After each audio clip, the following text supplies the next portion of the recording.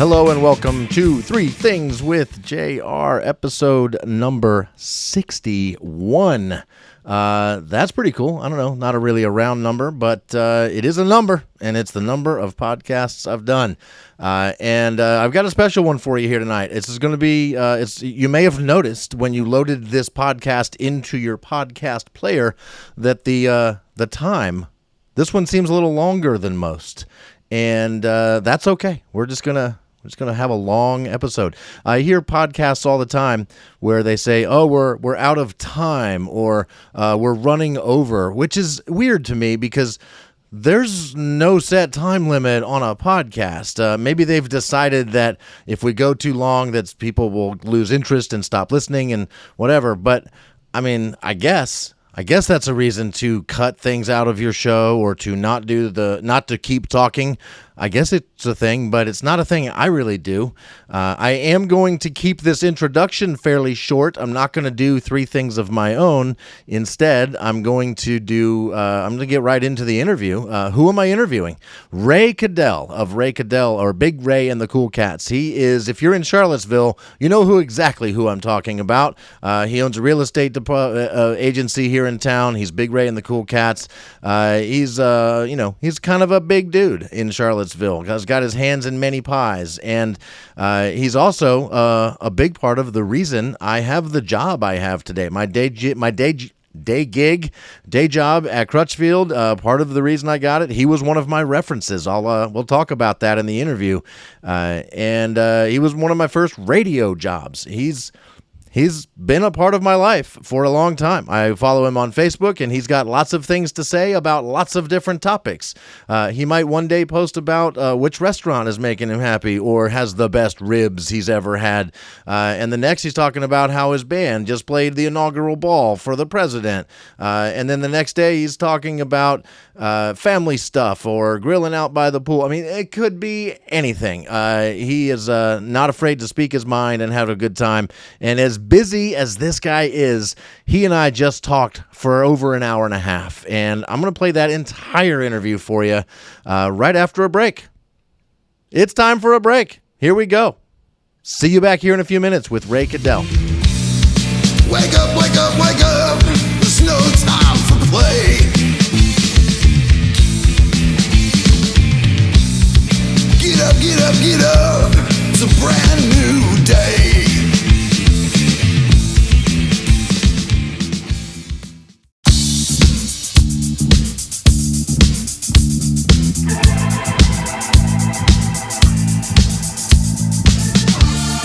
Ray Caddell, how are you, sir? Dude, I can. Was that a noise? Was that a noise on your end? I think that was 5 minutes ago. I got a call for a job for Big Ray and the Kool Cats for next Wednesday. Oh, wow. So I have an interesting rule in my band. It's called the 45-day rule. If I send you an email about a job and it's at least 45 days away, I'm not asking, are you available? I'm just telling you where we're working that night. Because it's a 12-piece band and 3 guys on the crew. If all I did was call everybody up to see when they were available or allow them to tell me when they were not available, we'd never work. Right. So I think I invented that, and I've been using it a lot of years. So that's what those bings are coming in, people saying, yeah, I'm in. That's still got to be painful for you, though, because you're inclined to say yes, if I understand correctly. Well, sure I am. And, my people like to work. Yeah. It's very seldom a problem. I'm pretty careful about people's day gigs. Because, if you're going to be a band leader, you got to go one way or another. Either you got to have a band of kind of sort of part-time people, although sometimes they work 100 nights a year. We're not that part-time. Right. You got to have a band where either people have another job or they don't. And if they don't, then I got to start working 200 nights a year again, and I don't want to do that. And so I got to be a little respectful of their job. So when I hire people, I say, here's the 45-day rule, and you need to understand it. If I send you an email about a date that's at least 45 days away, you have to play it. you don't have the opportunity to tell me days that you can't work, even if they are 45 days away or 145 days away. So once people understand that, it keeps the product together better. Yeah. I'm not going to say I've never had a sub or nobody's ever gotten sick. But I have a singer in the band, black guy's been with me. This is his 17th year. He missed one job.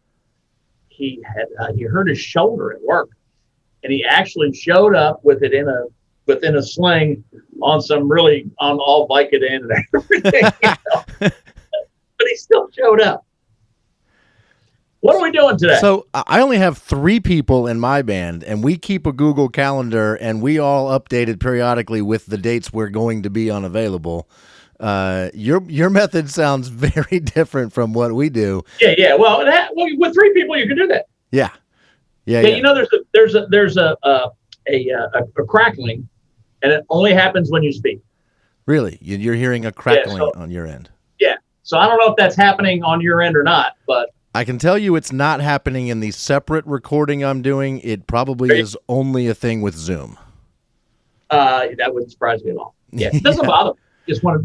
If you're recording, I just wanted you to know that. Yeah, no, I've tested my recording several times before I called you, before we started, and my recording here is clean. So yeah. I sort of invented this. It's called the 45-day rule. That's what it's called. And it's hard to explain to people. And you have to really explain it to them before you hire them. Yeah. And I make them then explain it to me, so I know they understand it. Yeah. But it works really well. So how does a band member in Big Ray and the Cool Cats plan a vacation 6 months from now? Certainly, we take 3 weeks a year off, and I tell you what those 3 weeks are. So that's when you go to the beach. If you're smart, that's when you go to the beach. Yeah. You know you're safe to do that. If you want to be in the band for the long term, that's when you go to the beach. Yeah. Yeah. Well, we don't work every Saturday. It's not like, I think in 2019 we did like 107 nights. But that's twice a week when you think about it. And they don't fall like that either. No. We might have this year is a complete anomaly. I mean, I have 11 weddings in September and 9 in October to play. Oh my It's gosh. all leftover stuff. It's all COVID stuff. Yeah. Rescheduled weddings for this year? Oh gosh, I have all kinds of stuff rescheduled. We have 46 dates between now and the end of the year. Wow. So the year didn't start out very good, but it's we're picking up some steam. And you think the corporate gigs and stuff like that will start to come back probably end of this year, next year probably? Actually, no. But maybe I'm wrong because I just got a call today. Yeah. I think the last minute corporate stuff might be happening. This was the Commonwealth Victory Fund of and I don't actually care what anybody's politics are when I'm working for them because, I'm pretty sure they don't care about mine. But I do like, I don't want to end up in, some white supremacy convention or something like that. You don't lean that far to the right? So it's a fundraising arm for Democrats, and they're in Richmond. So kind of interesting. But we did a Trump inaugural ball. We did 3 Obama inaugural balls. If you remember, Obama 1 was so big, they couldn't get everything done in one night. So we did 2 nights in a row. We did George W. We did a Clinton. And that was just Big Ray and the Cool Cats. I've been playing them longer than that. Yeah. So the reason I wanted to talk to you on my podcast is I'm going to go back just a little bit, do a little bit of history for you. So I've been playing music and doing comedy until the pandemic. All that got shut down. I've always wanted to be in radio. You probably know this from the way we met, which I'll get to in a second. And and podcast has been taking over, and it's the new radio. It's the new radio that just about anybody can do, and you have total freedom. So I just started a podcast and started talking about whatever I wanted to talk about. For the first year, basically, it was just me talking about stuff. Sometimes I would have friends or family on, but this year, I was sitting down one night to record the show, and I got this idea to use Facebook Messenger and start calling people that I hadn't spoken with in a long time, either because of the pandemic or geography or any other reason. Just people I know, people I like, and wanted to talk to and hadn't talked to in a while. And people answered, and I told them I was recording. I told them what I was doing, and they stayed on the phone with me, and they let me do it. And I'm interviewing very interesting people and putting them on the show and having a ball doing it. And the reason, let's face it, it's been kind of a lonely year.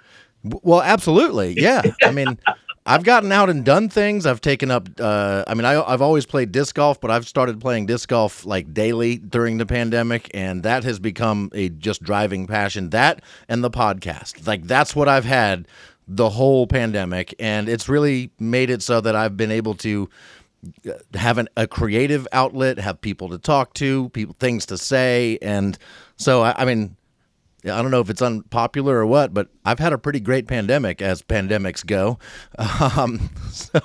But the reason I called you the other night, out of the blue, without any warning, that I was totally going to record you if you answered the phone, but you didn't. The reason I called you and wanted to talk to you was because you fit that bill. We haven't spoken in a long time. But two, a week and a half ago, I was celebrating 25 years at my job here at Crutchfield. And a big part of the reason I have this job at Crutchfield comes back to you. I don't know if you remember this. First off, do you remember when we met? No. Okay. But I'm old. I'm not sure what I had for breakfast today. You and Tom Bass and myself had lunch at the Virginian because Tom Bass had picked me to refer to you to be the new producer for Real Estate Talk with Ray Caddell on 3WV. Okay. Sure. Because your previous producer was about to go hike the Appalachian Trail or something like that. That's exactly right. And he was like 12 years old, too. Yeah. I really wanted the job because I've always been into radio, and you had a talk show. I've always enjoyed talk radio, more the Howard Stern type of talk radio, but talk radio is fun no matter what. So I've always liked the behind the scenes as well as being on the air, and this was a chance to produce a show and work with you. And so I jumped at the chance. We met. You agreed, and I started producing the Ray Caddell show on 3WV.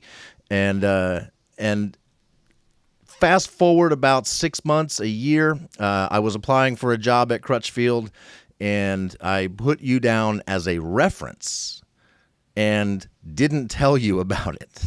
Well, that's fine. Well, it was fine, but you called me and said, "Hey, Adam, just so you know, I got a call from my buddy Mark Maynard over at Crutchfield, and he was asking me about you, and I guess you put me down as a reference." And I was like, "Yep, sure did." And he's like, "You made sure that I understood that generally you should let somebody know if that's going to happen." Know ahead of time. Yeah. So, do you know the Mark Maynard and I story? All I know about your relationship is that, he plays trombone and you play trumpet, and right. you've played many big gigs before. But other than that, I don't know any more about it. Tell me. Mark and I played some music together, although we were in not competing bands. We were in different bands at the same time before either of us moved to Charlottesville. Oh. In Virginia Beach. Mark played in a band called Hotcakes that was all up and down the Eastern Seaboard, and I played in a band called Easy that was all up and down the Eastern Seaboard. Okay. And we knew each other very, very well in Virginia Beach, Mark and I. And I came here because where Dunlora is now, when it was just a raw piece of land, it was owned by a nightclub owner and a dentist from Virginia Beach. Okay. So I had my real estate license because I had settled down, met a girl, settled down in Virginia Beach. And had started dabbling in real estate, and it was my dentist and a nightclub guy that my band used to play. So obviously, I was completely qualified to handle a out-of-town big real estate 100%. transaction. I mean, what else do you need? So that's how I came up here, and I liked it here. And our kids were, this is my first wife, our kids were, I don't know, 3 and 1. And it wasn't, I could see that Virginia Beach is a great place to visit, but not a great place to raise your kids. Just so many distractions. That makes sense. And, that rings true with what there were a lot of my Virginia Beach experiences. Yeah, that rings true. Yeah. So we moved here. I don't know, I was here about a year, and the phone rang one day, and it was Mark. He said, "Why didn't you tell me you were in town?" I said, "I'm not in town. I'm in Charlottesville, Virginia. I live here now." He said, "Me too." I said, "What are you talking about?" So it's funny that we had, we probably had spoken in 5 or 6 years maybe, but we both ended up here. Yeah. And then I knew his wife, because she used to run Fridays after 5, his current wife. Yep. Might be his own wife, I don't know. At least she used to run Fridays after 5, so I knew her from that. Yeah. So I knew both of them. They didn't even know each other. Yeah, it's a really small town. Yes, it is. It gets smaller every day. You know, I'm a transplant. I grew up in Northern Virginia. I moved into the area when I was 19, and I lived in Greene, so I wasn't quite in the Charlottesville scene so much, raising a family and all that. 3WV was my biggest connection to town. But I've grown a lot more local over the last few years, playing music, doing comedy, and being downtown, and it's just a fantastic town. I wish I lived like down in it. Can you find me a house in Belmont for a reasonable price these days? I know. So this is my 36th year in real estate. Yeah. And at least 70% of the people that bought houses from me are either first-time home buyers, or they also bought their second house from me. They're people that I started in real estate. I get first-time home buyers. Now, I did a deal last week. It might be the proudest I am of any deal I ever did. I found a house in Albemarle County, completely renovated, for a young, single, female firefighter. Oh. And I was completely appalled at how much money we don't pay them. Right. And I found our house for $180,000. In Albemarle County? It is in Albemarle County, just kind of barely. Not Greene County, not Nelson County, not Albemarle. Albemarle's down, Shipman down that way. Yeah. It's far enough out, but still in Albemarle, that she had to get, she's the Charlottesville Fire Department. They had to okay it, that she was a little further from the state. Oh, yeah. But, real estate's a mess right now, man. People say all the time, it must be so great for you, all these multiple offers. I said, well, let me help you with that. First of all, I can only get paid once. So if I have to do 5 times as much work, because I have 5 offers on my desk that I have to talk to my clients about, I do 5 times as much work, I get paid once. Second of all, it's pretty good if I'm on the seller side. If I'm on the buyer side, I'm writing 3 and 4 and 5 and sometimes 10 offers before I can help my clients win. Yeah, it's not right. There's a number of things driving it. The interest rates, of course. Yeah. But we're really short on inventory here for several reasons. The biggest reason is we don't have as many houses on the market as we should because of COVID.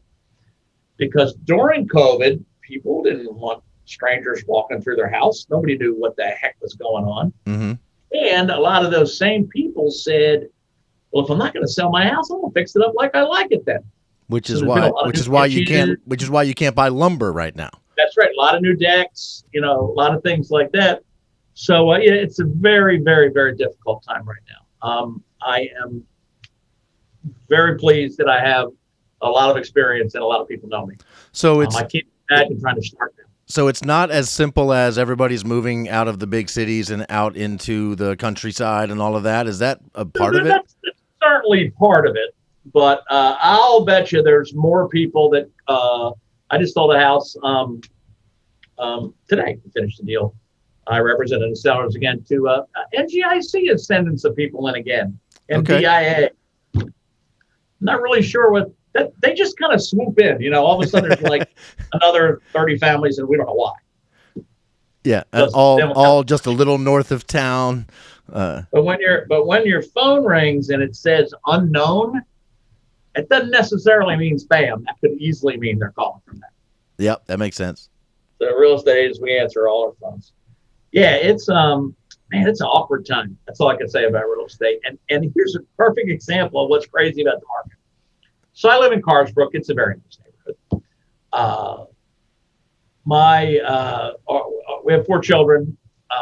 Number 4, the only girl, just graduated from Mary Washington, so she's job hunting and she'll be leaving. Oh, congratulations. Thanks. So we have a big house, and it sits right on the river and overlooks everything, and I have a pool. And we weren't really thinking about moving at all till a guy up the street, on our street, put his house on the market for $950,000. Oh, wow. Now, his house is a lot nicer than mine, and it's a lot bigger than mine, but it doesn't have a view line. So I said, well, if he's getting $950,000, I sort of thought mine was worth $5. Maybe it's worth $7. Maybe it's funny. Yeah. I was talking with a colleague the other day, really experienced real estate agents. We don't know how much a house is worth. We're the wrong ones to ask because we just can't believe it. You ask somebody brand new, they're fearless. They don't, Yeah. So my wife and I said, excuse me, well, we don't really want to move, but maybe we should look around a little. So being a seller is great. Being a buyer is terrible in this market. We couldn't find anything that made us happy. There's no sense moving if we're not going to be able to put a lot of money in the bank out of it or something. Right. Yeah, so we're not going anywhere. Now my mom's coming to live with us, so it was a good thing. I'm familiar with the outside of your house. I've mowed your grass. I don't even know if you know that. I used to work part-time side gig with Mark Connor. Sure, I know it. I didn't know that. Yeah. Yeah, another connection back to 3WV. He was also integral, by the way, in me getting that job at Crutchfield because he's the one that sort of pushed me into Crutchfield. But yeah, I was working side jobs with him and mowing your grass, and your view is spectacular. Your pool looks very inviting when you're mowing grass around it. I always tell whoever's cutting the grass, just jump in. Mark told me that, but I never had the balls to do it, and it just doesn't feel right. My dad was a custom residential house painter in the Northern Virginia, Washington D.C. area, the DMV, it was one customer where we really felt comfortable enough when they told us, please use the pool, have a good time, that we actually did it. We were told that many times, but that was just something you didn't do, except for the one customer. The whole 3WV thing really started with Mark's sister-in-law. Really started with Lisa DeLange. Okay. It was Michelle's sister's idea. No kidding. Did she work in advertising at the station too? Yeah, but not at the station, like advertising for like Budweiser or somebody like that. Okay. And it was really her idea. And then I knew Brad a little bit. And that was fun for a while. And then I went to Brad and I said, I ran out of people to talk to about real estate. Yeah. I don't think I want to do this anymore. Now, I wasn't getting paid, but it was good for business. Yeah. He said, I don't really care what you talk about because, the Aberdeen Barn buys your show and Daily Progress buys your show. He said, we sell more ads on your show than anything we have on the radio, which is kind of ridiculous. I said, I had no idea. That is stupid. Especially 8:00 Sunday morning. Who'd have thunk it? And then I did a couple more years of just whatever I wanted to talk about. And I'll never forget because my wife teases about it. My last interview was the woman that owns Lazy Daisy Ceramics. Okay. Down in Hogwaller, you could take your kids there for a birthday party and they mold clay and then they fire it up and send it to you. And I'm like, even I'm not good enough to do this. But I did have, I had a big argument on there between Ed Robb and Emily Currick. Yeah. We had some fun times. That was fun. I can vouch for how hard it was to find people for you to talk to as your producer for a limited amount of time. It was hard work. Part of that was because it was 8:00 Sunday morning. Well, that's true. The only guest that I secured for your show that I remember was I read in the paper that the guy that worked at the company that basically built Slurpee machines for 7-Eleven was now selling them to put in bars to make, fruit I remember that. make. And I don't know if I even told you what it was going to be before that morning, but that guy showed up and he had ready to go mixed alcoholic Slurpees. And like I was going to do a lot of preparation anyway. So. Yeah, exactly. I just sort of sprung it on you, and that was my favorite show. I mean, I thought it was a lot of fun with you drinking on the air and me running the board, and and now my buddy Mike Guthrie, who was living in Northern Virginia when we were doing that show, so he didn't know anything about my show. Now he's got a Real Estate Matters, I think it's called. He's been on maybe 3 or 4 years. Yeah. And at WINA, I think. Yeah. I don't know. So he was telling me one day, he said, hey, would you come be a guest on my show sometime? I said, sure. He said, well, let me tell you how it works. I said, I used to have a radio show there, man. I know how it But, of course, now the whole craziness is this internet video shows. Like this Gary Miller guy's a perfect example. Yeah, I watched some of your interview with him. I've been on his show as a comedian, talking about the local comedy scene and such. He's got quite the setup there. Yeah, you have to take charge of him. Otherwise, the show's all about Jerry. Absolutely. You can't sit back if you watch his shows where people are a little uncomfortable in that kind of setting, and they sit back and let him ask them questions. They go all wrong. They're all about Jerry. No, you have to have something to say and start saying it, and don't stop until you've got it said. That's exactly right. But we were having pretty serious money shortages for the fireworks this year. Yeah. Where are you now? I know you were at somewhere around $1,200 a week or so ago. Where are we today?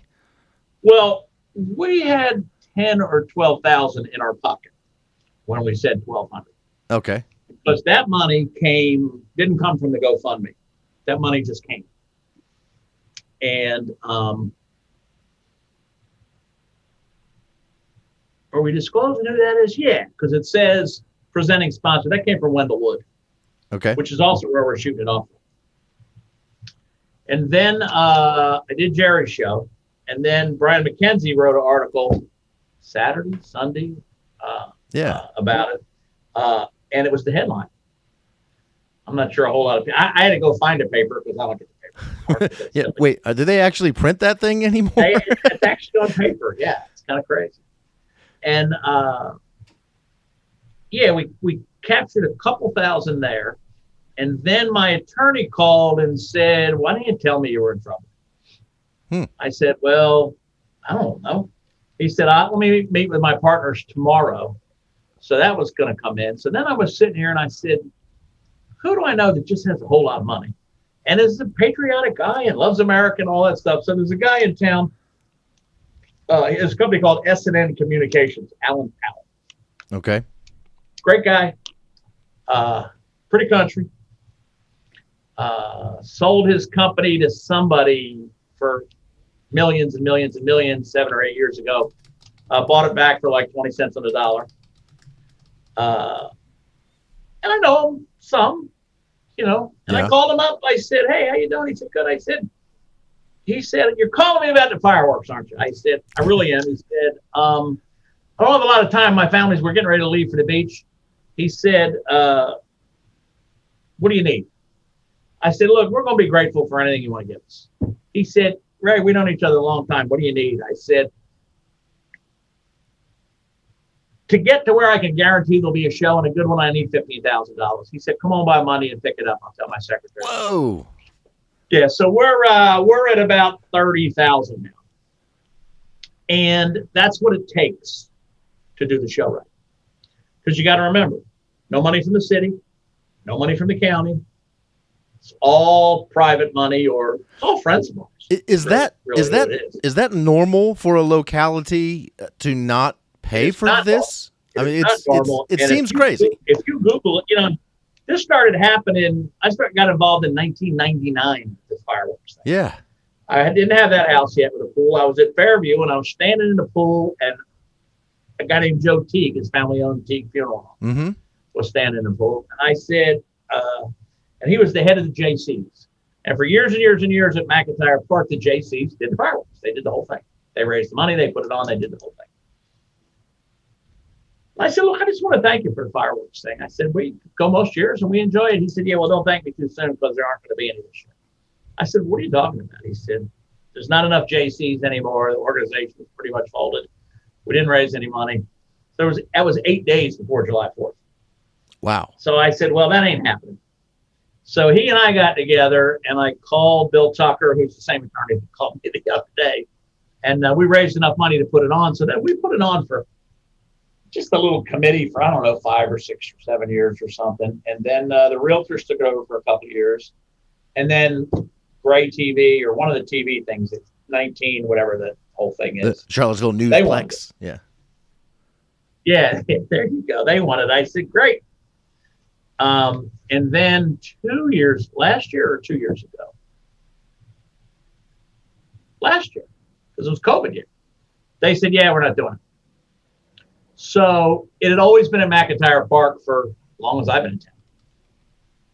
So I called the city. I said, where are you at on this fireworks thing? They said, oh, no, you can't have it in the park. We can't have all those people close together, and all that. So there was me and Barbara Lundgren and Tom Powell, who does Toy Lift, and a couple other people were just sitting around. And I said, it's too bad we can't get on one of these mountaintops somewhere and shoot them off. Yeah. And Tom Powell said, you mean like Wendell Wood's house? I said, that'd be perfect. He said, I know Wendell pretty well. So he called him up while we were sitting there, and Wendell said, yeah. He said, but his son Hunter has helped us with it. He's sort of on our little committee. So I don't know if you saw him last year, but you could see him from all over the city. It was pretty great. Well, that's the benefit of shooting them off the top of a mountain. Sure. You can see them from everywhere. Called me from the Holiday Inn at Afton. They called me from the Holiday Inn at Afton and said they saw it. Wow. From Walmart in Ruckersville, they said they saw it. Lake Monticello, they said they saw it. And we use Zambelli, who are the first family of fireworks. I think they're 4 generations now. We don't. It used to be in the old days, I'd get involved and get a couple local guys and we'd try to put a show together. Completely dangerous. I'm sure wildly illegal. But after a while we said, yeah, you probably should know what you're doing to do this. And there's some licensing involved, which we completely ignored. Hey, I didn't even call the airport at first. Oh my gosh. And I'm standing there watching planes are flying by and stuff's going up. I said, I wonder if I should have called the airport. But my mother used to work. It was what do they call it? My mother used to work in the Parks and Recs department in Falls Church City, Virginia, and so they were responsible for putting on their fireworks display for the 4th of July. And the company came and set up the fireworks, but did not show up to light them off. Like the company, like they ghosted them. Really? Yeah, they were all set up, but nobody there to light them off. So. Several people that just work for the Parks and Recs department were like, well, I guess we're going to do it. And they lit up some flares and went and did it. And barbecue lighters and stuff. Good for her. Yeah. The rhythm of a fireworks show was very up and down. There were some dead spots, things like that. They didn't, but the show went off and nobody lost a finger or a head or anything like that. I'm trying to make this stop, but these are all my people who are scared to death not to answer. Yeah. Because, I got guys in my band make 50, 60 grand a year. I mean, it's real money. Yeah. And that's their side. So they're all answering. So far, everybody said, well, of course we'll be there. Nice. Mackenzie talked about it in the paper the other day, and there's an article in The Hook from like 2003 that I Googled, and it came up, and it talked about the question that you said was, is this how it happens in normal communities? The Hook got, because it's The Hook. Yeah. They went out and did some research. They said, well, this is how Scottsville pays for it, how much they pay. And this is what Lake Monticello does. And this is what Gordonsville does. And this is what Standardsville does. And Charlottesville and Albemarle do get zero. Nothing. Now, we never got anything from Albemarle County. I shamed Charlottesville into giving me police.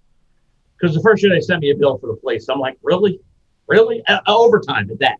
Wow. I said, I had them like 8 hours, not 40. They said, well, they've already had their hours in for the week. I said, yeah, nobody told me that.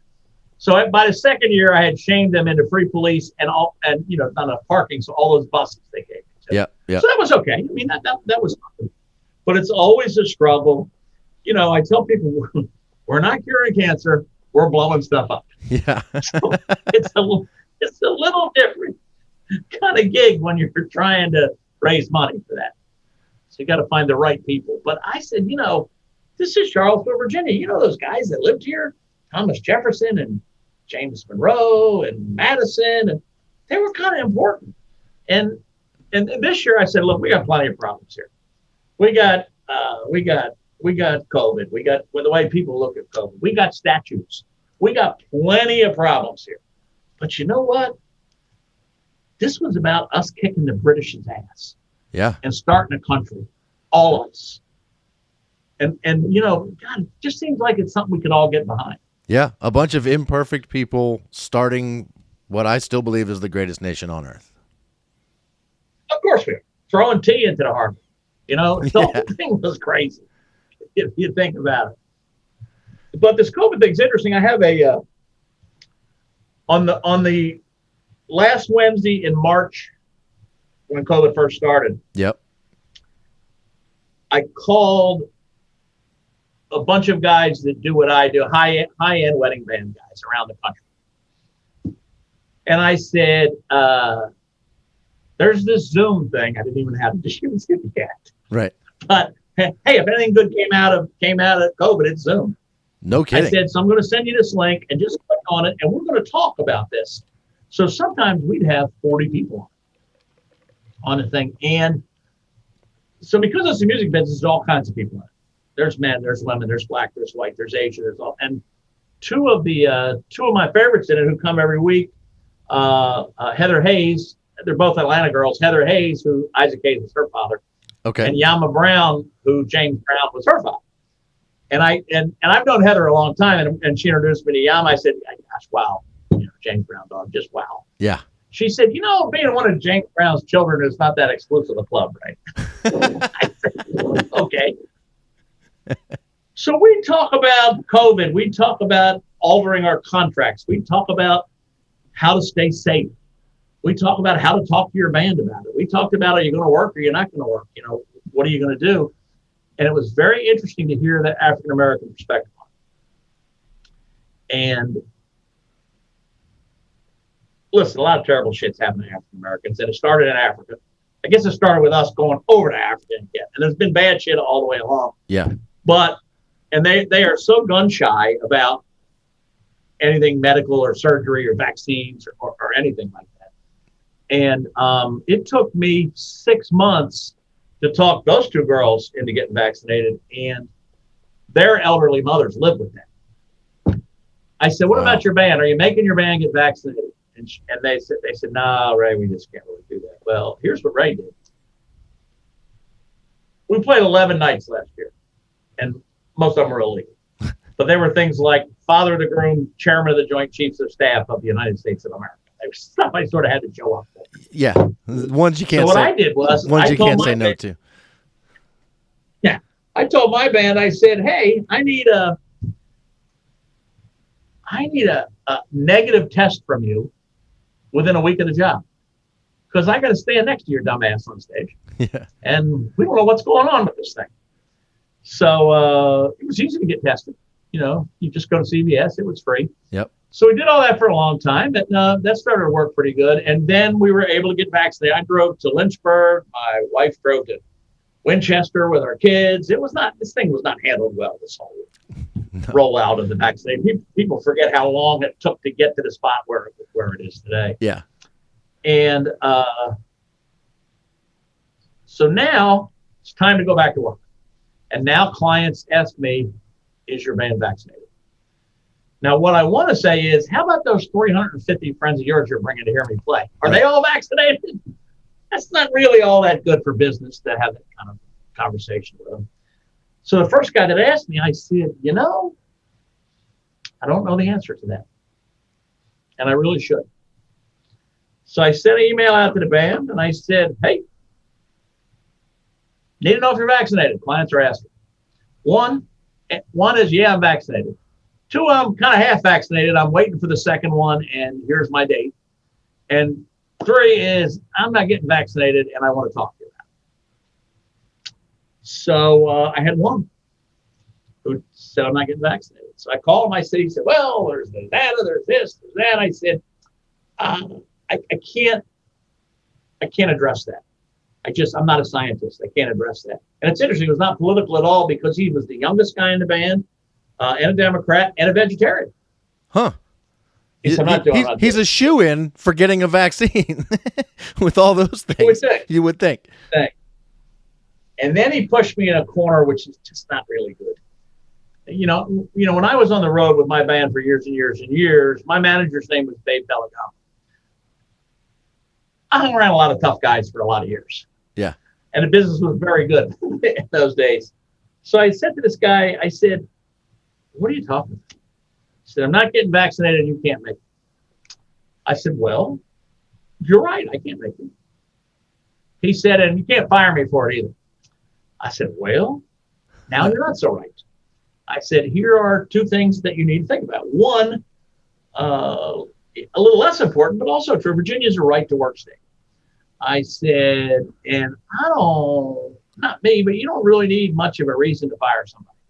I mean, they can't be black or gay or, protected status. Harassed or something like that. I said, but, you don't really need a reason to get fired. I said, and in Kool Inc., every one of you is a independent contractor. Every one of you has signed an independent contractor agreement because that's really the way bands are run. And so I can't fire you because you don't work for me. All I have to do is stop hiring you. And you've now pushed me into that corner where I have to say to you, get vaccinated, show me your little white card, or you got to go. He said, I'm not doing it. I said, okay. There's no shortage of people that want to be in my band. Not that I'm the easiest guy to work for, but my checks don't bounce and we work on it. Wow. And we have a 3-man road crew, which is kind of nice. And I own every piece of equipment on the stage. So if you're the keyboard player, you just walk in and play. My keyboards. If you're the drummer, you just sit down and play. Really? I didn't know that. I assumed everybody brought their own instruments. Yeah. Nope. And the reason I don't do it that way is I want to make sure they're right, maintained properly, and most importantly, that they're there not on time, early. Yeah. Because the drummer can't be dragging his drums through the ballroom when people are sitting down having dinner. That's not where I work. I read every word of your Facebook posts when you talk about the struggles that you sometimes have getting to a gig, getting there, and your commitment to being early, being prepared, having everything ready is it's inspiring to read it. So you please keep posting that stuff because I love to read that stuff. Sometimes I wonder if anybody's interested in that. 100%. I was making pretty good money when I was 14 playing music. Were you like busking? I grew up outside Philadelphia.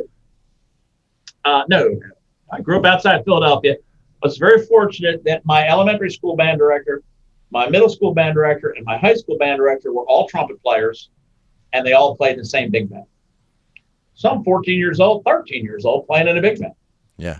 Playing jobs. And when I got to be, not when I was 14, but 15 or maybe 16, we were the house band at the Latin Casino in Cherry Hill, New Jersey, where we worked Thursday night, Friday night, 2 shows on Saturday, backing the headliners up, who were Frank Sinatra, Sammy Davis Jr., The Fifth Dimension, Tom Jones. Wow. Just everybody.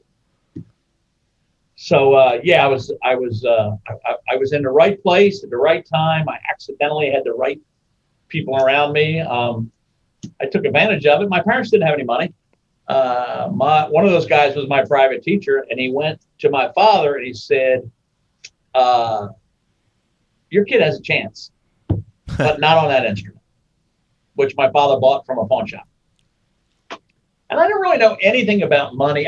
We were certainly never hungry or anything like that, but I certainly had plenty of friends with more money than us. But we went on vacation. We went to Boy Scout camp. I don't remember not having something that I wanted, and certainly never not having something that I needed. So my father brought home this brand new trumpet one day. and it was the one that that my teacher had told him that I needed. And it was $400 in 1968. My dad was making $9,000 a year. Mm-hmm.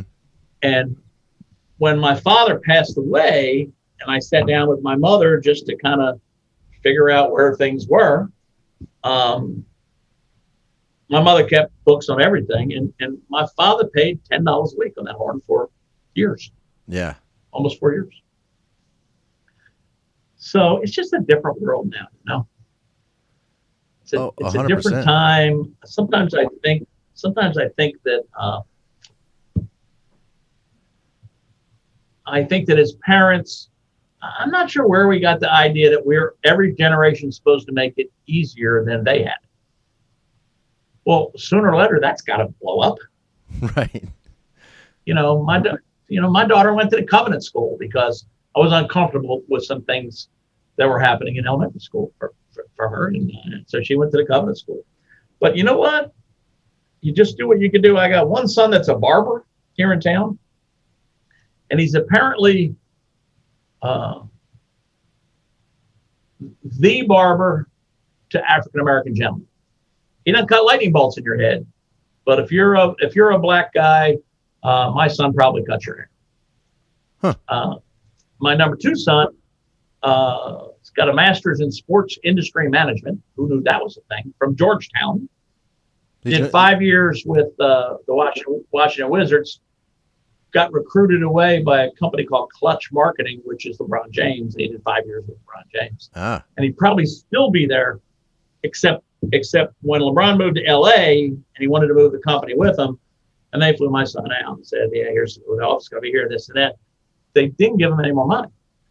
So he called me and he said, what do you think about this, Dad? I said, I don't know anything about your business, but I know one thing. It costs more money to live in LA than it does in Cleveland.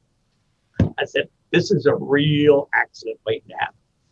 So unless you are stinking in love with this job and willing to, commute 3 hours each way every day. So, so he came home and got the old girlfriend. They got married. They both moved to Charlotte. Neither one of them had a job. Now they're both making 6 figures. Everybody's happy. That's awesome. I have a 26-year-old. It was Terry's child. I'm stumbling over this for a reason. Who is transgender. She now lives in Australia, and you think that wasn't hard getting somebody into Australia these days. She's only been there. The girl came over who now is transgender. Now she thinks she's a guy. Whatever. I'm trying to. Well, I'm never going to understand this. I'm trying to accept all this because everybody seems happy. Well, that's and good. They got married. A couple Christmases ago, and then we started trying to get a visa, which was not so easy because they're a little smarter than us in Australia. They're like, well, what do you bring into it? Just because you're married, that ain't enough. And then COVID hit. So, and they were very, very, very strict. Yeah, so, they locked down hard, right? Like it was next to impossible to get into Australia, certainly during the beginning and most of the pandemic. So they've only been together and married for the last 6 weeks. They're living in Australia now. Everybody's happy. And then my daughter, so 4 years of college, first year great, second year great, third year studied abroad in Paris, tough break. Fourth year, even though we have a little house in Fredericksburg that we bought for an investment, and she's in Mary Washington, she spent most of the time at home because all her classes were online. Yeah. So now she's job hunting, and people are asking pretty pointed questions about what did you learn? What did you maybe not learn? What kind of teaching was there? Tell me about this summa cum laude. How did the exams work? All this. So it's a tough time right now. Is your education real? Because half of it was in the pandemic. Kind of. Yeah. Kind of. Wow. Yeah. Seeing you just now and hearing you explain about your transgender daughter, I know there's a lot of people that have totally lost their relationships with their families because of those types of issues. And it sounds to me like that's not going to happen for you and your daughter. No. That was never going to happen. She and my wife did hide it from me for a year. Yeah. And so my wife and I had a little tit about it, but that's and he's 20, she's 26. I married her mother when she was 3, so I raised her. Mm-hmm. There's no biological dad in his life really, although he exists. Yeah. But and I will tell you that my sons helped me through that because I was trying to explain it to them, and they said, and he's ADHD and a little autistic, and yeah, and my older boy said, you know what, Daddy's never been happy. He's happy. What the hell? Be happy for him. I said, well, that's a pretty simple way to look at it, isn't it? Yeah. I'd be happier if they were here instead of in Australia. Yeah, I was gonna say, they met online, of course. What's tougher, having your daughter all the way across the world, or much tougher. That's the worst part of it, right? Yeah. Yeah, sure. There's no question about it. My daughter lives with my ex-wife, who lives in our house that we raised our kids together. Yeah. They're just in Green. They're half an hour away, and that's too far away for me. I can't imagine my daughter. My older boys went all the way through the Greene County school system. Yeah, we bought a house. We actually didn't trust. My ex-wife was a crazy religious nut who did not trust the Greene County school system, and we didn't have the money for private schools, so we homeschooled. Well, there you go. Yeah.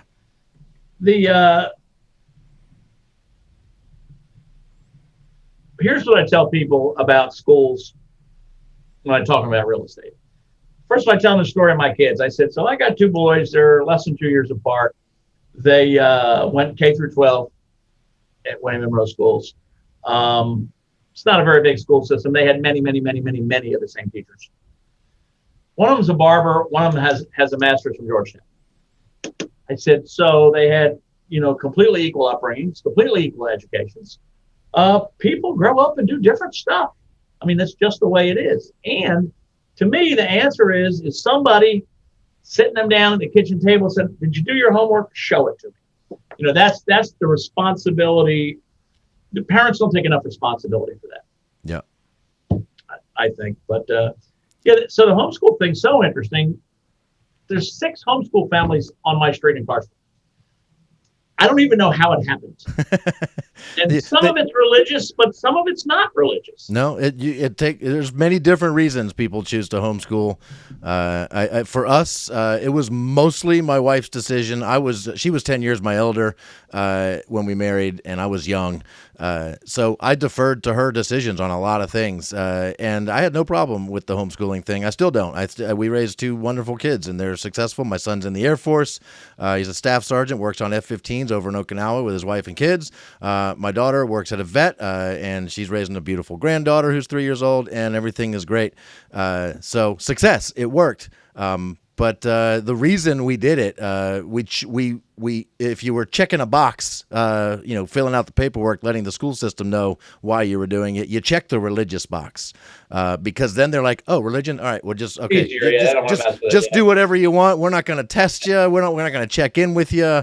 You're free to do whatever you want, and then you can go about homeschooling however you think homeschooling should work. If you choose anything other than the religious exemption, then you've got to kind of prove you're doing it and doing a decent job and all that. So it was kind of religious, and on paper, it was 100% religious. So most people think that I'm either a great interview or a terrible interview. So did you want to go anywhere in this? Because it seemed like I was driving it a little bit to me. So I'm not going to keep you much longer. Here's where we're going to wrap this thing up. I got plenty of time. So my podcast is called 3 Things with JR. And it started when I was sort of at the end of my marriage. I would stay up way too late at night in my man cave, smoking cigarettes, surfing the web, looking at Facebook, just anything to avoid going to bed, basically. And then the last thing I would do right before I went to bed, I just did it one night. As I said, here's 3 things I'm thinking about before I go to sleep, and I just posted them on Facebook. And then I just started doing that every day, and it was I read that. Sure. Yeah, it was cathartic. It was wonderful. And then I kind of stopped doing that, and people have asked me to bring it back. And this is how I chose to bring it back, was with the podcast. And so the 3 things that are just, there's 3 sort of categories of the things. And when I surprise people and have them on my show, I ask them for their 3 things. And so you have no idea what they're going to be. So here's thing number 1 is tell me something that makes you go, something sort of deep thought, an epiphany, anything like that you may have had recently, just kind of something meaningful. So I've been thinking a lot lately about this COVID thing and the vaccinations and the whole thing. We are today in the Blue Ridge Health District still not at 50% fully vaccinated. Yeah. Still not at 50%. There's probably 10% that have had their first shot and just had their second yet. So we're probably going to end up somewhere around 60-40. Mm-hmm. So here's some things that I think about. I'm vaccinated. So if you're not vaccinated for whatever reason you choose, just like a guy, I had to get rid of my van. I mean, that's fine. I'm not going to argue the politics about it. In fact, the politics about it really make me angry, because it's just absurd that every Republican, Democrat, socialist, communist, libertarian, Tea Party, that we all didn't march on Washington and say, not this time, you fuckers. You are not going to turn this into a political issue. It's way too big and way too important. No, it's a health issue, not a political issue. Right, that's right. Yeah. And we didn't do that, and they did turn it into a political issue. So here's what I'm thinking about. So someone who's not vaccinated could come in contact with me, probably not going to get me sick. According to my doctor, if they do, it's going to be really a kind of a minor thing. Yep. Okay, I can live with that. But I got to believe that people that don't get vaccinated might hang out some with other people that don't get vaccinated. Yeah. Maybe it's a homeschooling community. Maybe it's crazy Trumpers that have political reasons. There's a way maybe it's African Americans. We talked earlier about that. So here's my question. They say the best we can hope for is about 70-30. And they keep talking about herd immunity, whatever. I'm not sure I believe in that at all, but right. They say that might get us there 70-30. So 30% of America doesn't get vaccinated. So potentially that's 37 million, I think, people that could get sick. And if they start passing it among each other, forget about 37 million people, forget about 3.7 million people. How about 1%? How about 370,000 people get sick with COVID? Start clogging up the beds in the ICU, overworked doctors, overworked nurses, the whole thing. What's the government going to do? They're going to overreact. Again, they're not going to handle it right. They're going to shut stuff down. They're going to quarantine things. And so I'm not particularly concerned about whether those people who chose not to get vaccinated die. Sounds like a terrible thing, but that was their decision. I'm damn concerned about the economy if another 300,000 or 400,000 people get sick and die. So that's my thing that I've been thinking about deeply lately. Yeah. COVID and the impact on the economy coming forward, not the horrible stuff we have going on now anyway. Sure. I heard today that Vermont is 80% of eligible people in Vermont are vaccinated, and as a result, they had one new case yesterday in the entire state. And they're just smarter than us. Yeah, I mean they've as a result of all that completely lifted any and all restrictions of any kind in the state of Vermont. So because they freaking got vaccinated, and listen, this is not a rare thing. because I already told you about my drummer that I had to replace. So one of my female vocalists commutes from Lancaster, Pennsylvania, if you can imagine that, to be a Kool Okay. outside Philadelphia. That's just crazy. But she wants to be in the band that bad. And she shows up for work on time, and what am I going to do? Yeah, doesn't matter. She's an assistant principal at a school. So she just got promoted to principal. So I said, is that going to make my life harder or easier?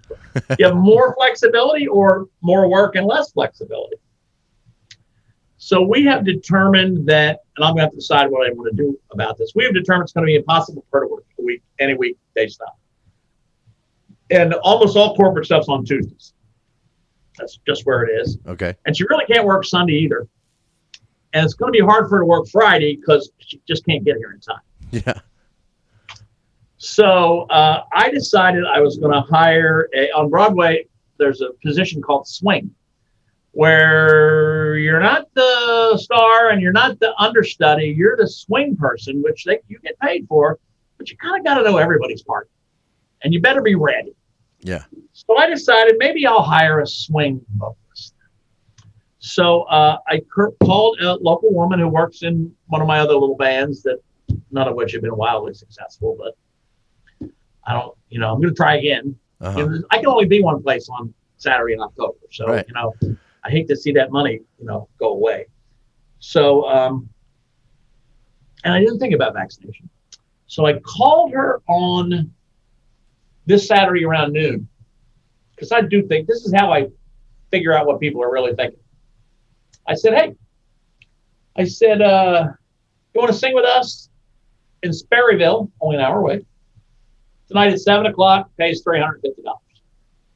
She said, I really do. She said, but we're having people over. I said, well, that's okay. She said, oh, this just seems like an opportunity I shouldn't miss. I said, well, let me make an even more difficult decision for you. I said, it's kind of a paid audition for this new position that I'm developing. She said, oh, I'm going to be there. Yeah. So she did a really good job. And I asked her to come meet with me today. And she sat right there and she had her mask on. And I said, I'm vaccinated. You can take your mask off.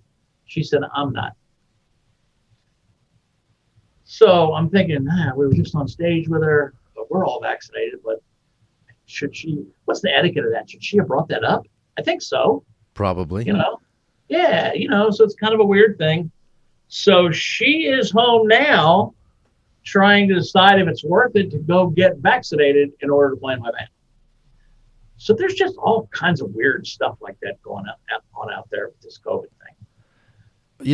From just a selfish thing, like I can't quite get over the idea that there's people that would rather wear their mask all the time than get vaccinated. Like, how about that? I wearing the mask was horrible, and if this was my way out of it, I was absolutely going to do it. In addition to all the actual health benefits, I don't have to wear the mask. I'm going to do that. So, well, she talked a lot about this happened to this lady, and this happened to that lady. That I said 300 million people or something died. Yeah, exactly. Talk to me about some lady in Michigan who her cornea transplant didn't work. That's what she was trying to tell me about.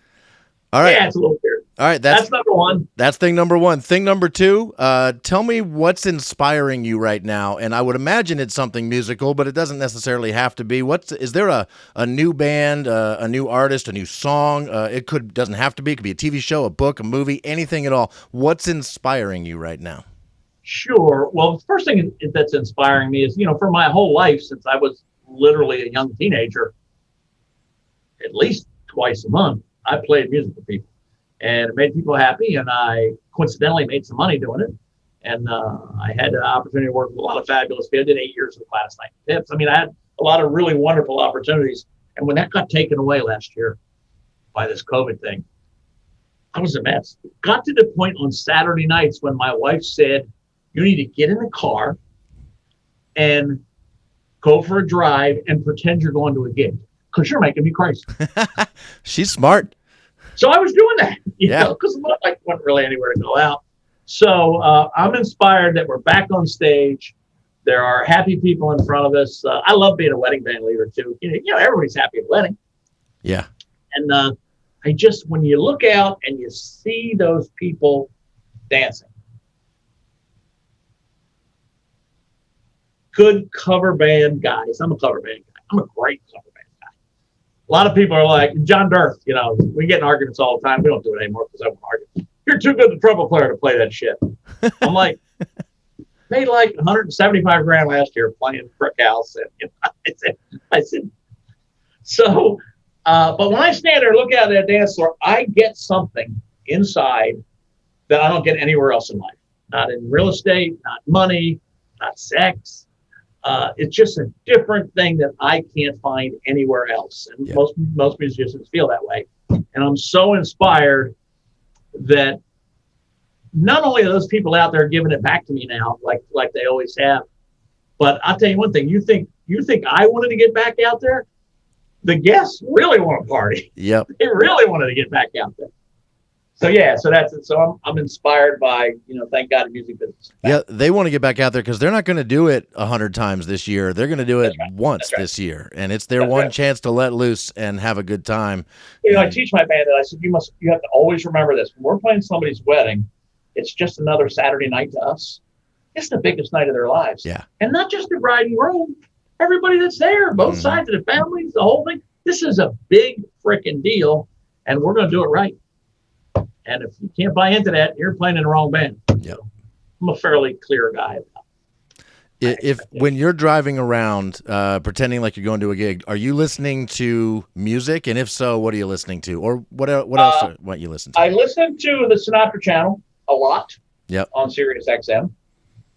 If I put a CD in, it's always Tower of Power, because that's, if you're a musician, and particularly a horn player, they're your band. Yeah.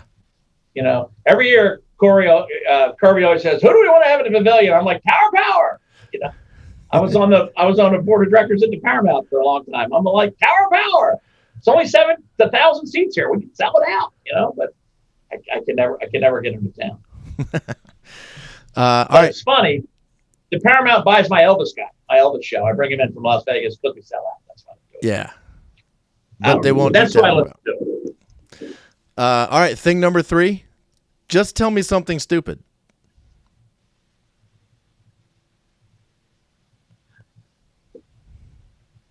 This is always the hardest one. Stupid about myself that I have been trying to change forever. I am, you wouldn't even believe the top of my desk. I am the most disorganized guy paper-wise that you can imagine, particularly for a guy that has 2 full-time jobs. Right. Thank God for Google Calendar and some of that stuff that came along. But I bought every planner, day planner. What was it when they came out with the phones, but they weren't phones? They had Palm Pilots. Yeah, I had Palm Pilots. I've had everything, and I just can't fix myself. I can't do it, and it's just stupid. I'm a pretty bright guy. You would think I could fix that. And here's where it's become problematic. I'm 66. I don't remember stuff like when I was 46. Right. Because I'm literally 46 right now. So yeah, get ready. It's going to start. It's starting. Yeah. See. Yeah, that's the stupid thing, and I don't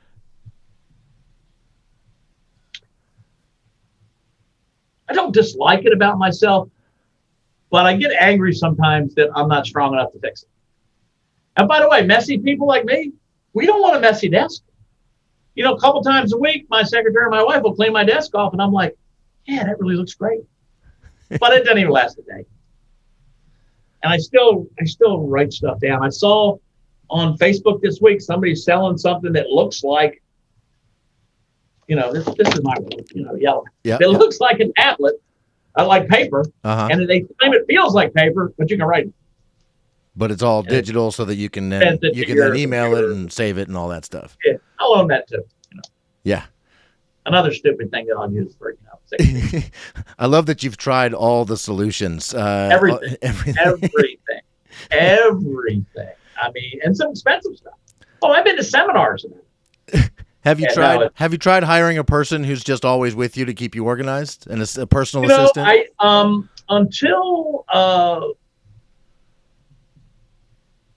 Until 2008, I always had that person. When the real estate business started to crumble pretty good in 2008, I made some cutbacks, and that was something I cut back on. But it's hard to hire somebody now. Pete Katz and I, maybe you saw it on Facebook. Pete can't find anybody. I can't find anybody. We both need somebody half time. I need somebody to clean out rental properties, or maybe if they're smart enough, work on some social media or something. And Pete needs somebody in the sound business because he's come back to work for me now. Pete was with the Dave Matthews Band forever. He was their monitor engineer. And then he came to me for 9 years. And then he went off on his own with his own company, although he gave me a year's notice and trained the guy. And he's been gone about 7. You were trying to count. We think he was been gone 7 years. And I've had, 25 sound guys in those 7 years. And none of them made me happy because Pete Katz sets a pretty high bar. Yeah. And so I took him out for a beer a couple weeks ago. I said, I'm going to make this the easiest and most difficult decision you ever had. I need you to come back, and I'll make you the highest paid guy in the band next to me. And that means 800 a week, 800 job. He said, really? He said, how much road crew I get? I said, 2 other guys beside you. He said, I can't really say no to that, can I? I said, that's why I came up with the number. I was trying to find a number you couldn't say no to. Nice. So, yeah, he's back. It's really great. Man, that's awesome. I want to, now that we're kind of done with everything, you were driving, but I just really wanted to get caught up with you. And so the fact that you have plenty to say is kind of what I was counting on. So thank you for just being you. 2, you mentioned Brian McKenzie earlier, writing about the fireworks and stuff. He's the bass player in my band. Yeah, I know. Plus, I've known Gary since he worked at Charlottesville Music. I know Gary. Yeah. I sold Gary his first house. No kidding. Yeah, and his crazy wife, I forget her name. Probably ex-wife by now. I think so. Yeah. In Twin Lakes in Greene County. Okay. I sold him a house. Yeah. Yeah. And I love Brian. I love Brian's. I have to come see you guys since I know all 3 of you. And I don't know if Brian's a good bass player or not, but I've always liked Brian. We're bringing him along. We've got rehearsal this Sunday. He said he's been practicing, so we'll find out. I had somebody video us when we played at the Southern 2 years ago almost now, and I was so excited. But of course, I'm a drummer. I don't know chords and notes and all that stuff. So most of that stuff, I need to know where we are in the song, and I'm good. And so I put this video together, and the guys in the band didn't even know that I had this done. And I shared it with them, and they're like, "Yeah, we can't put that out. Brian's playing the wrong song." You're a drummer. How about let me see. Looking for a picture. You know who that is?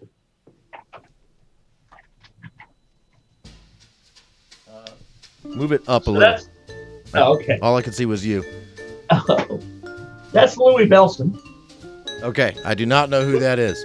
Okay, so you need to learn. That's a hole in your drumming education. All right, tell me. Louis Bellson, Bellson. Oh, I've heard Here's that. what. Yeah. Here's what Duke Ellington said about Louis Bellson. He said, Louis Bellson is not the greatest drummer alive. Louis Bellson is the greatest musician alive. Everybody knows Buddy Rich because of Buddy's personality. Most people think Louis was a better player.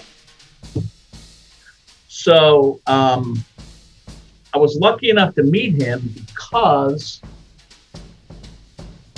Kool Cats were recording a demo. And the producer said, "You ever looking for a singer?" I said, "Yeah, always." Why? He said, "Listen to this." I'm like, "Holy crap." I said, "Who is that?" He said, "It's the receptionist. She's right out there." So that's Dee Dee Bellson. That was her father. Her mother was Pearl Bailey. She was adopted. Okay.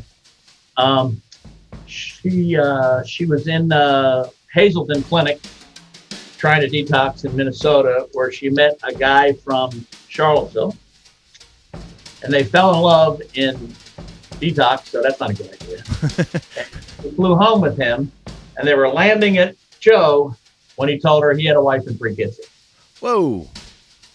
So, so she came to work for me, and she did maybe 4 years. And she fell off stage at the Kennedy Center one night high and landed right at Mrs. W. Bush's feet. And I said, I just worked too hard for too many years. But she's the greatest singer I ever had. But anyway, that's her dad. But you should listen. By the way, Louis Bellson was really the first double bass drum guy. Ooh, that's I've only dabbled with the 2 kick drums. I have my brain's not quite there yet. He's your autograph. That's too right. Keep swinging, buddy. Louis. But you need to listen to him. Yeah. Oh, I wrote his name down. I will definitely look him up. Maybe I'll throw some of his music on. Great composer, a real musician's musician. Not that drummers aren't musicians, but he could have been a piano player. Yeah. He's well, you're just young. You missed that sort of whole 40s thing. Yeah, well, I also didn't start playing the drums until I was in my 30s. So there's that. Yeah, so I so wished I had. Find one thing. When we hang up, you have to go find something Louis Bellson on YouTube. Oh, I'll 100%. You'll be stunned by the guy. I will. That'll be the first thing I do, and maybe I'll record a little bit of it and throw it in some background music on the end of this podcast. And I was there that night at the Southern for part of it. I was at the bar. You were there? I was at the bar because of Brian, really. Yeah. I was there. I can't go to the Southern. It's just a little too close for me. It's like in the basement. I've been there for 3 or 4 shows, and I sit on the corner stool at the bar. Yeah. On the second level there. You guys were freaking loud too that night. That's why that's the name of the band. It comes from the fact that we make a lot of sound. From at the time, it was just 2 of us, Gary and me, and then we added Brian, and we got even louder. So, but yeah, I knew Gary from Gary really ran Charlottesville music. He did the ordering, he did everything. And Billy with Charlottesville Music was an original Kool Cat. Original, no kidding. Yep, he sure was. Because what happened was I had the Ray Caddell Orchestra. We were working a couple nights a month, and was riding down the road, and I heard something on the radio, and it was the WTJU, is that it? Whatever. Mm-hmm. So I called them up. I said, "What was that?" They said, "We don't really know. We get stuff all the time." It's some band called Big Bad Voodoo Band. Oh yeah. It was their first album. Zoot Suit Riot. I said, no, that's Jerry Papa Daddy's. Oh, that's it. Yeah. So I said, where can I buy that? And the guy said, just come get it. We're never going to play this again. So I listened to it about 3 times. And I took it to Greg Thomas, who was an original Kool Cat. And I said, listen to this. We could do this. This is fun music. So I took everybody out of the Kool Cats except I went to see Billy. I said, I'm gonna do this thing and like the Zoot Suit thing and listen to this and tell me what you think. And we had a lot of fun until it started to fade a little bit. And we opened for not Big Bad Voodoo Daddy, but we opened for Cherry Pop and Daddies, and we opened for what was the other one? I can't remember. At Trax, in fact, one of them. Okay. And we came off stage and that band's manager said, "You'll never open for us again." I said, "What do you mean?" He said, "Oh no, never again." I said, "No, I understand we have that same kind of vibe, but we didn't come anywhere near any of your songs." I said, I'm not crazy." I said, we do play both your albums, every single song. I didn't do anything like that. He said, "Yeah, you were just a little too good tonight." Too good. I'll never forget that. That was kind of cool. Yeah. That's awesome. But yeah, then that started to fade, and I went to see Billy, and I said, "I'm going to take us into wedding band world because it's the only place there's any money." And Billy's, I call Billy a B-side musician. There's the A-side, the B-side of 45. He only wants to play the B-sides. Okay. It's just who he is. Yeah. So he said, "Yeah, I don't want to do that." I said, "Okay." Have you watched his Kitchen Concerts series? No. It's just him and a guitar. There's like 200 of them. And he just shouldn't sing on any of them. Yeah. He was never a great singer. Now he can't hear. Oh wow. Okay. I think I've seen these recently. But he that's a recent thing. Yeah. But he could play. Call me anytime. Ray, I don't know if we achieved whatever your purpose might be. But. well, this is I'm going to go home. I'm going to edit this tonight, and it's going to be out live, or not live, but in the podcast world first thing in the morning. I'll post about it on Facebook. I'll tag you in it.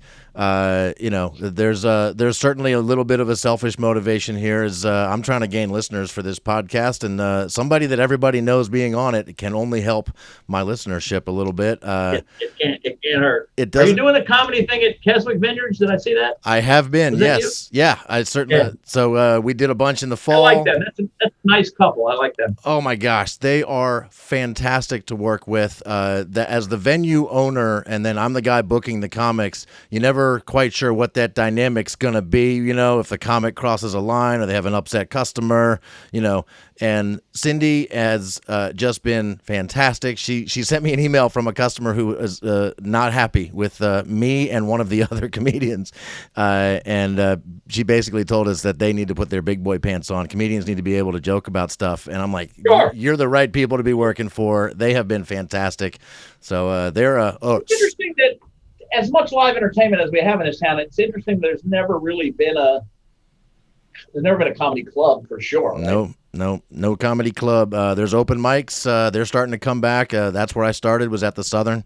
And there's a couple shows here and there. A couple big comedians will come in and hit the Jeff or Paramount. But yeah, not much of a ongoing comedy scene as far as that goes. So yeah, we could use a club. I've seen some big guys. I saw Lewis Black. I've seen. I was there that night. I'd say he was funny. He was fantastic. I've seen Ron White every time he comes. Yep. First time he came, my mother-in-law said, "I want to see Ron White," and I'd seen him before. I said, "Nah, Mima, you don't really want to see him." She said, "I love those blue-collar comedy guys." I said, "They've about thrown him out of the blue-collar guys, because he's just too dirty." She said, "No, I want to see it. I want to see it." I'm like, I told my wife, I said, "You want your mother and father to go to this? Really?" She said, I tried to talk him out of it. So he opened up that night. His first joke was an anal sex joke, and I have my in-laws sitting next to me. But that is a funny motherfucker, that guy. Yep. Yeah, I saw him on Rogan recently, and he's basically done. I don't know if he's going to come back after the pandemic's over, but he's enjoying some, semi-retired life at this point and still making plenty of money. Yeah, he always makes some money jokes. He said, "I flew here tonight in my jet that you people bought me. Thank you." My favorite line of his is, "You ever take a dump so big your pants fit better?" Yeah. I kind of hope I have one of them later tonight. Yeah. I don't know. I was on the programming committee at the Paramount forever, and here's how it started. The theater hadn't even opened yet, and I had people yelling at me, "We need Celine Dion." I said, "Celine Dion isn't coming here." They said, "We can raise the money." I said, "There's this thing in the performing arts world. Big stars like that, their management doesn't want them playing little tiny theaters like ours. There are some exceptions. Tony Bennett's been here twice. Yep. But not very many." I said, "That's not happening." So we're going back and forth and this. And finally somebody says, "Well, at least get Jim Croce." I said, "Well, that would be a hell of a show. I'm pretty sure he's been dead 30 years. Maybe longer." But if you could pull that off, oh my gosh. I just couldn't do it anymore. And I love playing there. I've been there with the Temptations 3 or 4 times. My band's been there a couple times. There with my Elvis guy all the time. We'll be there for our Christmas show. I have just coincidentally know him, but the guy that USA Today says is the best Elvis impersonator in the world, nobody's close, is a friend of mine. Yeah. So we do a Christmas tour, and we'll be at the Paramount again this year for it. But it's an embarrassment of riches, this town, how much great entertainment there is. It's kind of silly when you think about it. This little town, we've got, my God, the Rolling Stones came here. The Dave Matthews thing is separate because, they're connected here. But, right. And we get the big country stars. And the Jets get Metallica played here. That's right. Yeah. That's right. Yeah, I'm not sure why we deserve it, and we don't always support it either, like we ought to. No, a It's lot. interesting. The Paramount calls me when they need, particularly they need a horn section. Not this June because it's almost over. Next June, Johnny Mathis is coming, and he brings 10 people, and I bring 25. It'll be a 35-piece orchestra. Wow. So if he's not dead and he can still sing, because I think he's 100, that'll be a great show. Yeah. All right, we're going to go out on this. I was a huge David Letterman fan forever, and whenever something awkward would happen, he would always go, "It's always the horn section." What is it about the horn section? Why? I mean, I understand the basics of the joke, but there's something about the horn section that I do not understand. Or was it just a dumb joke? We get a bad name, there's no question about it. Yeah, we're always the jokesters, starts out in the elementary school band, the flutes and the clarinets, and they're all behaving themselves. Yeah, it's always the trumpets and the trombones. We're always trumpets. Well, he's had some great musicians in that band, though. Yeah, they were fantastic. I got to see that show live twice. Fantastic, and they play all through the commercial break when you're in the studio. It's just so good. Ray, thank you so much. We don't necessarily need a podcast to talk and get caught up. Maybe I'll call you sometime without recording it, and I'd love to see you again sometime.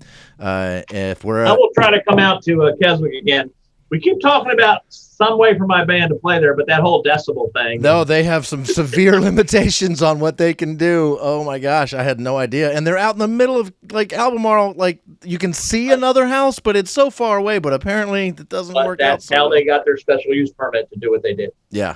Have you ever played at Castle Hill? Not played Castle Hill, no. Have you been to Castle Hill? No, that's not one I'm familiar with. So the biggest venue to have a wedding out in Charlottesville is a place called Castle Hill. It's out. Keep going past Keswick venues. Okay. Out further. It's a cidery. It's not wine. It's one of those cider things.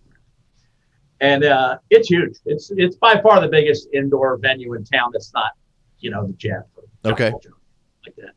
So when you stand on the stage, you're here. The dance floor is there. It goes way back, and there's a balcony up here that overhangs. Yeah. And in the corner of the balcony, where only you can see it if you're standing on stage, is a traffic light that's about 1.5 feet tall. And if it's showing, and it's tied to a decibel meter. Oh. And if it's showing green, you're fine. And if it's showing yellow, you better keep an eye on your volume. If it turns red, they say they're going to turn your equipment off. So I didn't know that. So I got there, and they started telling me the rules, and I said, first of all, I don't work for you. I work for that father to bride guy over there. So if you want to have this conversation, maybe you should be having it with him. I said, number two, I don't think you have enough money to just yank cords out of my equipment and all my RF and all that stuff. It's not really a good plan. I said, number three, we're not really a loud band anyway. That's not really who we are. And we work very hard to have most of our sound soaked up on the dance floor anyway. So if people want to talk back there, that's great. These people can go crazy up here. So we start, and I never forget, we're like 3 songs in, and we're doing Fly Me to the Moon, and Danny Browder singing. Sinatra classic. Yeah. And I look over, and the owner, woman, manager, whatever she is over here, and she has her phone like this. So I figure she's looking at her decibel meter. No, she's shooting video of the band. So I walked off the stage. I said, "Is everything okay? It's not really loud." Meanwhile, the light's red. Yeah. Oh, yeah. It's not really loud. She said, "No, I didn't know a band could sound like this." I'm like, "Oh, okay." So we've been okay ever since. But same thing out there. They got a special use permit that the zoning things that they give up, same as Keswick. They gave up some things in order to get rezoned to do what they do. Yeah, I see both sides. Yeah, but it's interesting. They said we're going to put our PA system in it, and we're going to use our PA, and you only get to use our PA, and that way we can control it. Smart, really. And they don't have live bands play at their wedding venue area. They only DJs, and you have to use their PA. We use the same PA when we do the comedy nights. Although I tell people all the time, they say, "Well, 12, you must be really loud." I said, "Well, here's how loud we are. here's how any band is. Exactly as loud as the leader of the band wants it to be. And I don't want it to be loud. And we were all in ear monitors and everything anyway. We don't need to be loud. We can hear perfectly. Yep. So I said, have you ever been to a wedding where there was a DJ and it was just kind of loud and screechy and it even hurt your ears a little? And they said, yeah. I said, one guy. So you're playing about you're 12, you must be loud. Yeah. Just don't hold water anymore. One guy. Yeah, it's not how many instruments there are. It's there's way That's more like to people, a guy will say, well, it's always the father. Well, I want to control the set list. I want to control this. I want to control that. I say, look, Dad, I've been doing this my whole life. I said, the reason you hired me is because we're really good at it. The reason you hired me is because other people think we're really good at it. You read my reviews, or you wouldn't be paying $10,000 for a band for your silly daughter's wedding. A silly band for your daughter's wedding. He'd be like, rah. I said, tell you what, Dad, are you a gambling man? He said, yeah, a little. I said, fine. I said, if I don't keep the party just honking all night long, for the first song, you don't have to pay me. But if I do, and your friends tell you we're the best band they ever heard, you owe me double. I said, let's go. He said, you're pretty sure of yourself? I said, yeah, I really am.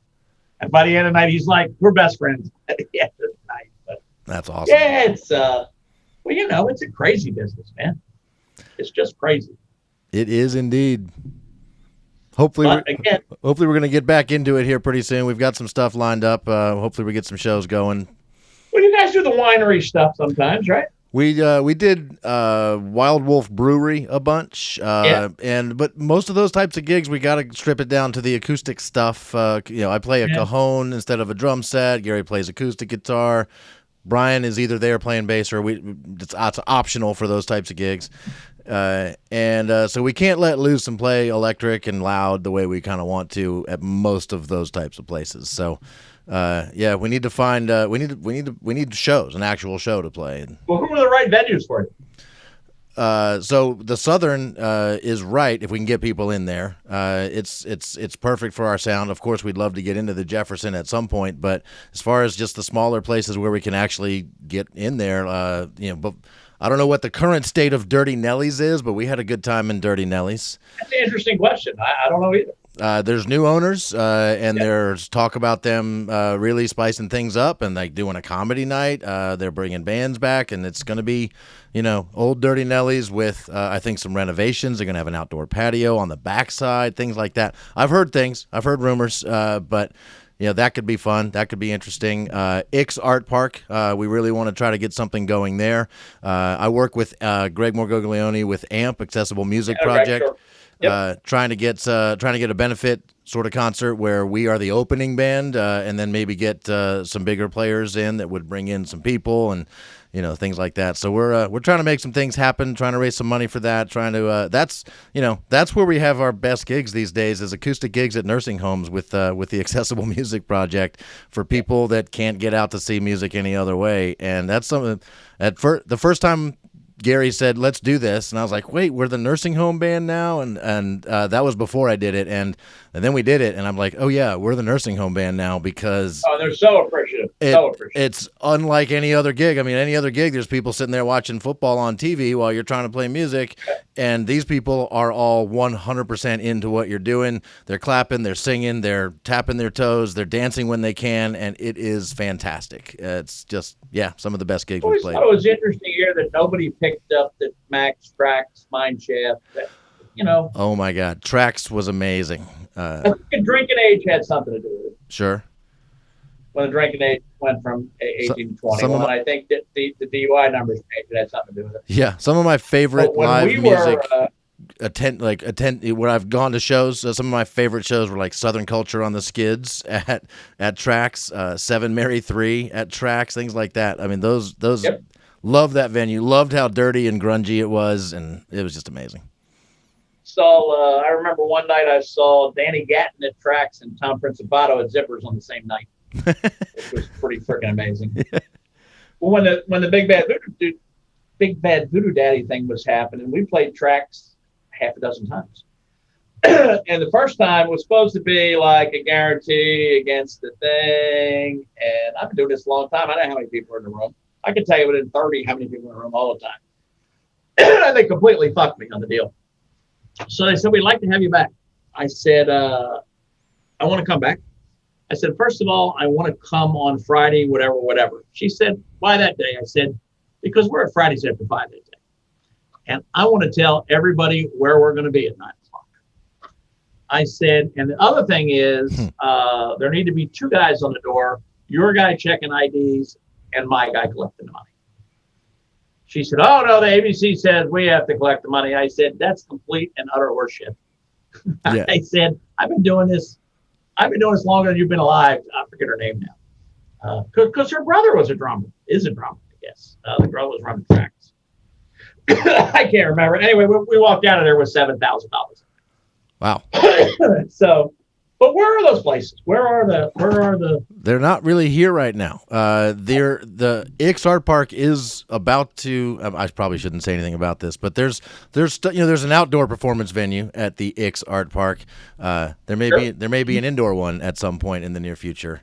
That'd be interesting. That would be cool. I played some big sorority parties on that outdoor stage days before.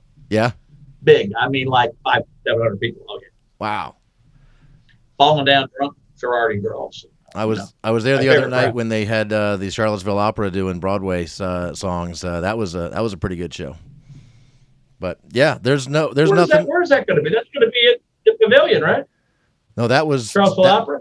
I'm not sure what all they're doing. I just know I saw them at Ix Art Park on Saturday night on that outdoor stage. They had the full band next to them, singers up on the stage. Maybe I'm thinking of the big opera that used to be at Ashland all the time. I think that's coming to the Pavilion, I think. I think so. I could be wrong. Yeah. I often am. All right, man. Ray, thank you so much. Here's your chance. Was there anything that you said that you don't want me to put out there into the world tomorrow? No, I'm an open book. Right on. People always say you got to write a book because I got stories. And my mom always says, when are you going to write a book? I said, the day after your funeral. I want you reading stuff about me in a book. I've been hiding for 60 years, Say it, man. Call me anytime. Thank you so much, Ray. Have a great night. I enjoyed it. Appreciate it. See ya.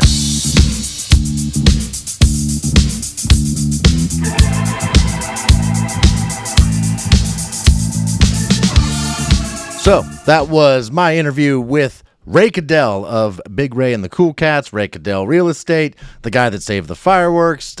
He's got stories, and it was a lot of fun getting caught up with him. I haven't actually spoken with him in a good long while, and man, I hope you enjoyed it. That was a long one. I probably should have edited that for listenability, right? That's a thing that podcasts do, is when a conversation goes on really long, is it 100% listenable? Well, the person listening to me talking right now, just listened to that whole thing, and so you know that I did not need to edit that down. The people that stopped listening earlier on, I guess it wasn't for them, because we covered a whole lot of ground, and I hope to have Ray Caddell on again sometime, because he's just a good guy, a fun guy, some interesting stuff about him you may not have known. He grew up in Delaware and knows the Biden family personally, and we never even got to that. I think there's room for us to have some continued conversation on this podcast.